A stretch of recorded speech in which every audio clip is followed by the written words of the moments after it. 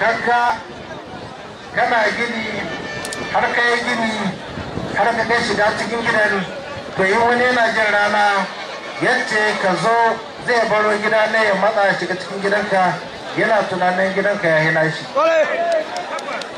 To kada mu ɗauka cewa muna da ƙarfi ko girman da za ka haɗa wani shiga cikin gidanka in dai ka yarda da cewa ni'ima ce Allah ya maka. Kada mu ɗauka cewa akwai wata dabara ko hikima wanda za ta sa wani ya kaiwa ga abin da Allah ya tsora wanda Allah ya kasancewa zai kaiwa gare shi.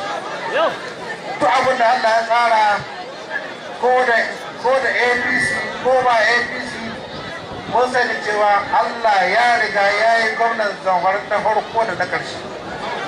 Ya yi ciyamoma, ya yi 'yan majalisu, ya yi kansuloli, ya yi sanatoci na farko da na ƙarshe. Da haka abin da muke kira shi ne da mu da ku da shi da kowa mu mai da hankali ganin cewa ya za a yi wannan masifa ta rashin tsaro da take addaban mu ya za a yi mu samu sauki mai cikinta. Wannan shi abin da ya kamata a ce mu mai da hankali gare shi ya zancewa shi ne abin da an tunanin mu ba wane ne kawai rika sai dora ya zama gwamna ba ko ya zama ciyaman don ta biyan bukata. Idan muka yi haka in Allah ya so da Allah zai shiga cikin al'amarinmu kuma zai mana mafita.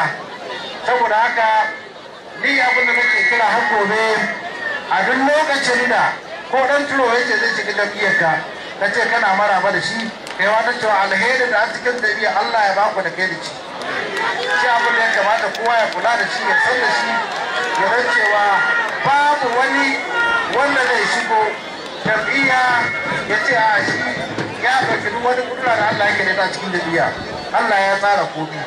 Saboda haka idan shugabannin jam'iyya mataki na ƙasa musamman shugaban riko gwamnan Yobe mai mala wuni da kuma wasu mutane idan suka tattauna suka yi san mana da sako na magana zuwa ne za mu zo mu gaya muku cewa ga abun da yake ciki ba mu cikin waɗanda za su bai da siyasa gaba ko da gaba.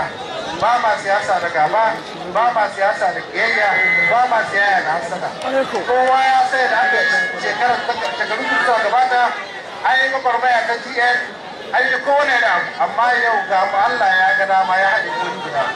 Don haka sulhu alheri ne mai sulhu guda. Don haka a takaice ina mai amfani da wannan dama domin ƙara jaddada muku cewa